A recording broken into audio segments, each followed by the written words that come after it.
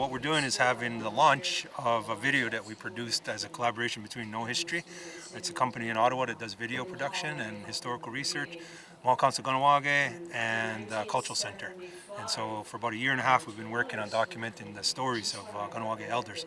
Not with really any theme or agenda, just giving them a chance to tell their stories and things that are memorable to them and things they want people in the community to remember. And so we have a 45-minute video that's kind of like a highlight reel of that.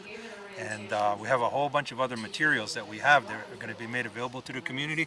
But for now, we have a very nicely produced sort of like a highlight, like I said, of all of quotes and little stories from each elder that they wanted people to really focus on.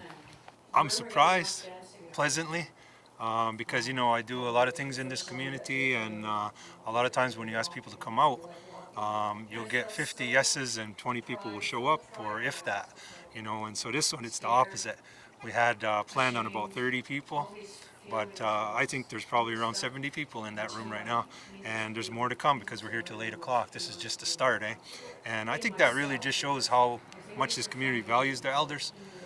Everybody really knows that we should be listening and spending time, and they're just super interested in the history of Kahnawake as told through the stories of our elders. And so to me, that's what people are out here for. This video is going to be put on in a online archive. We don't know where yet. The Cultural Center might house it, or it might have its own dedicated website or something like that, but it's going to be available online. In the meantime, I may just put the link on a website somewhere that people can click on and watch it. But the video that we're showing tonight and all of the full-length videos of the interviews, some of which are 4 hours long, are eventually going to be available for the community. I thought it was great. A lot of information, a lot of old memories.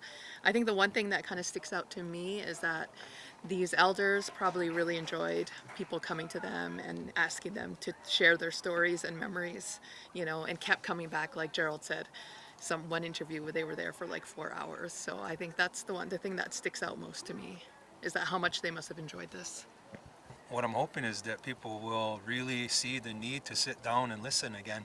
In past generations, what we had was a situation where families got together, people sat around telling stories, and we kind of do that, but we don't pass on our language, our history, and our culture that way anymore, the way we should between generations.